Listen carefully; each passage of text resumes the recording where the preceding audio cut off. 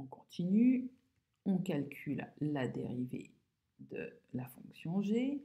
Comme g de x est un quotient de fonction, on utilise la formule qui nous permet de dériver un quotient de fonction. Donc on dérive le numérateur qu'on multiplie par le dénominateur qu'on ne dérive pas, moins le numérateur qu'on ne dérive pas, multiplié par le dénominateur qu'on dérive, le tout sur le dénominateur au carré.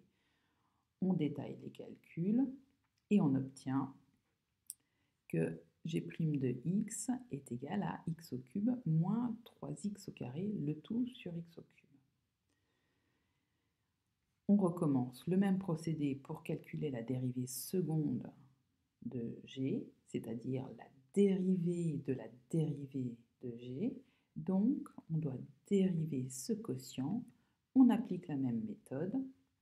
On dérive le numérateur qu'on multiplie par le dénominateur qu'on ne dérive pas, moins le numérateur qu'on ne dérive pas, multiplié par le dénominateur qu'on dérive, le tout sur le dénominateur de g' au carré. On fait nos calculs et on obtient ici, ah oui, c'est le passage d'ici à ici qui peut peut-être vous... Non, c'est le passage d'ici à ici qui peut vous poser problème. Donc là, on réduit cette partie-là.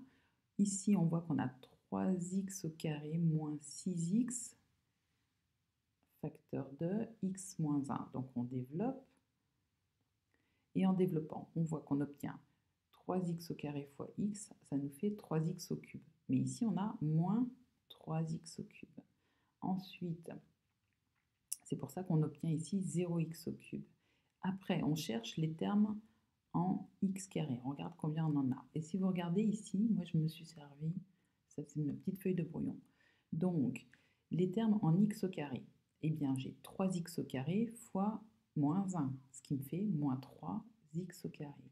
Ensuite, qu'est-ce que je peux obtenir encore comme terme en x au carré? Ben, j'ai le moins 6x ici, fois x, donc ça me fait moins 6x au carré. C'est pour ça qu'ici j'ai mis moins 6. Après, de cette partie-là, j'ai plus d'autres termes en x au carré. Je regarde quel terme j'ai en x au carré là-dedans. J'ai mon moins 3 fois moins 3x au carré.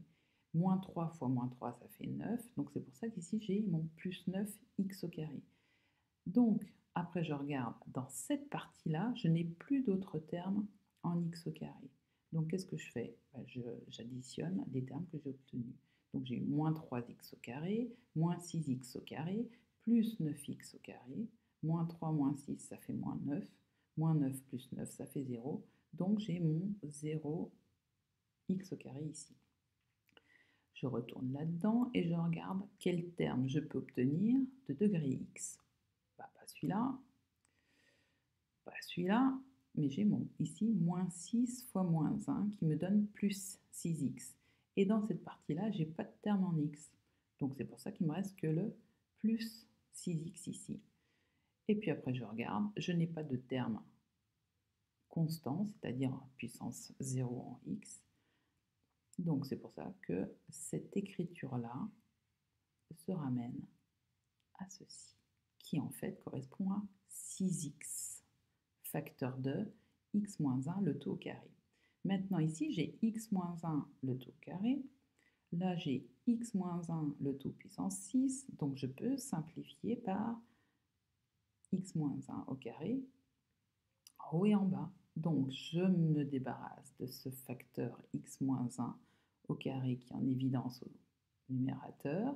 Et ici, je vais écrire que j'ai la puissance 6 moins 2, c'est-à-dire la puissance 4. Et donc, j'obtiens que la dérivée seconde de g est égale à 6x sur x moins 1 exposant 4.